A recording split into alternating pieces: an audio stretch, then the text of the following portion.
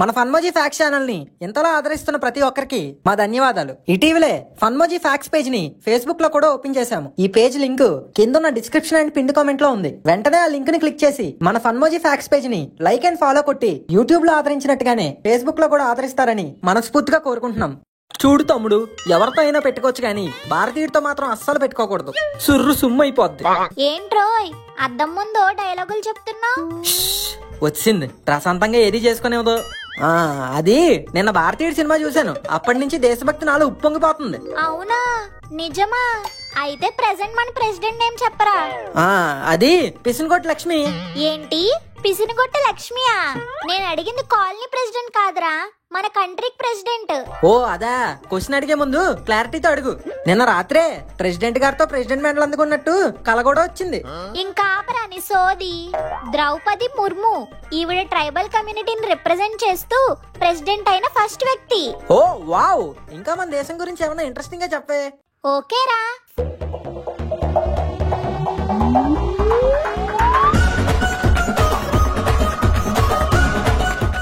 Fact number 1. 1896 లో British వాళ్ళు కట్టించిన వాట్సన్ అనే ఒక హోటల్ ఉండేది.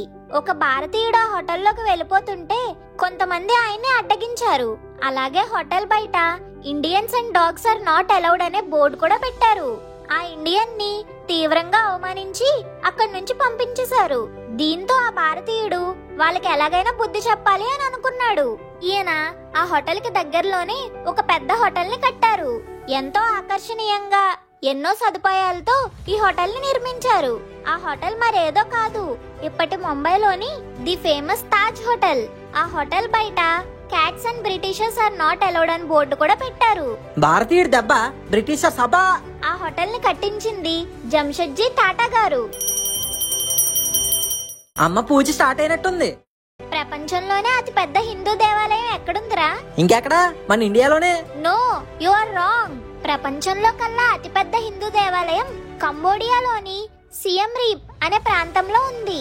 ఈ ఆలయం పేరు అంకోర్ వాట్. శ్రీ మహావిష్ణువు ఈ ఆలయంలో కొలువై ఉన్నాడు. ఈ ఆలయాన్ని 12వ శతాబ్దంలో సూర్యవర్మన్ అనే రాజు కట్టించినట్లు చరిత్ర చెబుతుంది. ఈ ఆలయాన్ని ఖమేర్ అనే నిర్మాణ శైలిలో నిర్మించారు. శ్రీ మహావిష్ణువు కొలువైన ఈ ఆలయం 200 చదరపు కిలోమీటర్ల విస్తీర్ణంలో ఉంది. ఈ ఆలయాన్ని నిర్మించడానికి సూర్యవర్మన్ రాజుకి 30 ఇయర్స్ పట్టిందంట. అలాగే ఈ ఆలయపు గోడల మీద మహాభారతం, రామాయణం, హరివంశ పురాణాలను కూడా చెక్కారు. ఈ ఆలయం కంబోడియా యొక్క నేషనల్ సింబల్ కూడా. అంతేకాదు కంబోడియా కరెన్సీ నోట్ల మీద కూడా ఈ ఆలయాన్ని ప్రింట్ చేయించారు. అబ్బా సూపరే. Fact number 3. మనం చాలా చేపల్ని చూసి ఉంటాం, తిని ఉంటాం. ఇప్పుడు నేను చెప్పబోయే చేప చాలా డిఫరెంట్. ఏ ఆ చేపకి ఈత రాదా? నీ తలకాయరా, నీ తలకాయ. ముందు చెప్పేది విను. వాకే వాకే. బరముండి అనే చేప మగదానిలా పుట్టి 2 లేదా 3 సంవత్సరాల తర్వాత సంతానోత్పత్తి కోసం ఆడచేపగా రూపాంతరం చెందుతాయి. ఈ చేపలు సాధారణంగా 60 కేజీల బరువుతో 200 సెంటీమీటర్ల పొడవు వరకు పెరుగుతాయి. Fact number 4. ఆత్మవిశ్వాసం ఉంటే ఏదైనా సాధించగలడం అనడానికి ఈ అమ్మాయి ఉదాహరణ.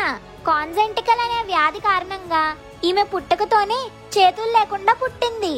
కానీ ఆమె దాన్ని శాపంగా భావించి బాధపడుతూ కూర్చోలేదు. తనేంటో నిరూపించాలి అనుకుంది. తనకి 2 చేతులు లేకపోయినా కాళ్ళ సహాయంతో కార్ డ్రైవింగ్ నేర్చుకుంది.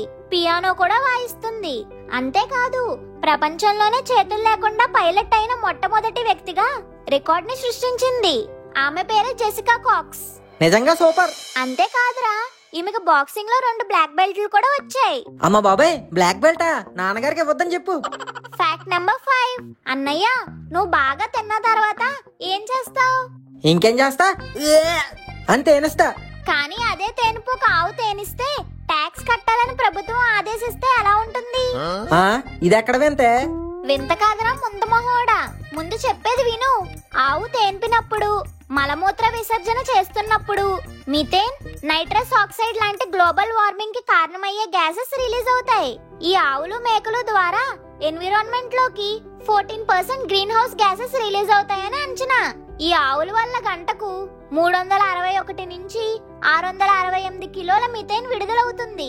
ఇది ఇలాగే కొనసాగిస్తే ఒక ఏడాది అంతా విడుదలయ్యే మిథేన్ తో 15,000 ఇళ్లు పైగా విద్యుత్ సరఫరా ఇవ్వొచ్చని శాస్త్రవేత్తల అంచనా. అయినా ఈ రూల్ తీసుకొచ్చింది ఏ దేశ ప్రభుత్వం? న్యూజిలాండ్. ప్రస్తుతం న్యూజిలాండ్ లో జనాభా లక్షల సంఖ్యలో ఉండగా అక్కడుండే పశువుల సంఖ్య కోట్లల్లో ఉంది. న్యూజిలాండ్ లో విడుదలయ్యే గ్రీన్ హౌస్ గ్యాసెస్ సగానికి పైగా వ్యవసాయ రంగం నుంచి వస్తున్నాయి. అందుకే అక్కడి ప్రభుత్వం ఈ పన్నును తీసుకొచ్చింది. అయితే రైతులు ఈ పన్నును వ్యతిరేకిస్తున్నారు. Fact number 6. కుక్కల్ని పెంచుకునే వాళ్ళు ఆ వంతెన దగ్గరికి తమ కుక్కల్ని తీసుకువెళ్ళడానికి భయపడతారు. ఆ వంతెన పేరు ఎత్తితే చాలు కుక్కల యజమానులు హడలెత్తిపోతారు. ఎలివేషన్ ఆపి మ్యాటర్ చెప్పు. స్కాట్లాండ్ లో ఉన్న ఈ బ్రిడ్జ్ మీదుగా ఎక్కగానే కుక్కలు వాటికంతటా అవే దూకి చనిపోతాయి. ఈ బ్రిడ్జ్ పేరే ఓవర్ టౌన్ బ్రిడ్జ్. దీన్ని ద బ్రిడ్జ్ ఆఫ్ డెత్ అని కూడా అంటారు. ఇప్పటి వరకు సుమారు 600 పైగా కుక్కలు ఆ బ్రిడ్జ్ పై నుండి దూకాయి. కొన్నేమో చనిపోగా మరి కొన్నేమో గాయాలతో బయటపడ్డాయి. అసలు కుక్కలు ఆ వంతెన మీదకి వెళ్ళగానే అలా ఎందుకు చేస్తున్నాయని తెలుసుకోవడానికి చాలా మంది ప్రయత్నించారు. చివరికి ఒక పాస్టర్ ఈ మిస్టరీని ఛేదించారు. ఆ బ్రిడ్జ్ మీదకి వెళ్ళగానే మిల్క్ స్మెల్ వస్తుంది. దీని వల్ల కుక్కలు అలా చేస్తున్నాయని ఆయన చెప్తున్నారు. ఏదైతేనేం ఇప్పటికీ కుక్కల్ని అక్కడికి తీసుకెళ్లడానికి అందరూ భయపడతారు. ఒరే అన్నయ్య, బ్లాక్ హోల్స్, వామ్ హోల్స్ కాకుండా షింక్ హోల్స్ గురించి ఎప్పుడైనా విన్నావారా? సింక్ హోలా అంటే సింక్ లో ఉండే హోలా? ఓరి నీ తెలివి సంతకెల్లా. భూమి లోపల జరిగే మార్పుల వల్ల భూమి కుంగిపోతూ ఒక అగాధంలా ఏర్పడుతుంది. వీటినే సింక్ హోల్స్ అని అంటారు. అంతేకాని సింక్ హోల్స్ అంటే సింక్ లో ఉండే హోల్ కాదు.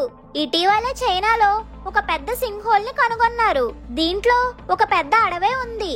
ఈ సింక్ హోల్ లో 131 ఫీట్ పొడవున్న చెట్లు ఉన్నట్టు చెప్తున్నారు. అలాగే భూమిపై ఇంతకు ముందు చూడని మరిన్ని జీవులు కూడా ఇందులో ఉండొచ్చు అని శాస్త్రవేత్తలు చెబుతున్నారు. వామ్మో, వీళ్ళు నెక్స్ట్ మళ్ళీ ఏ కరోనా ప్లాన్ వేసారో. ఈ రోజుకి ఇవి సరిపోతాయా ఇంకా చెప్పాలా? ఇంకా ఎనాలనున్నా ఆకలేస్తుంది. పద, అమ్మ చేసిన ప్రసాదం తిందాం. చూసారుగా ఫ్రెండ్స్, ఈ వీడియో కనుక మీకు నచ్చినట్లయితే ఇప్పుడే లైక్, షేర్ అండ్ కమెంట్ చేసి మన ఫన్మోజీ ఫ్యాక్ట్స్ ఛానల్ ని సబ్స్క్రైబ్ చేసుకోండి. అలాగే పక్కనే ఉన్న గంట సింబల్ కొట్టడం మాత్రం మర్చిపోకండి.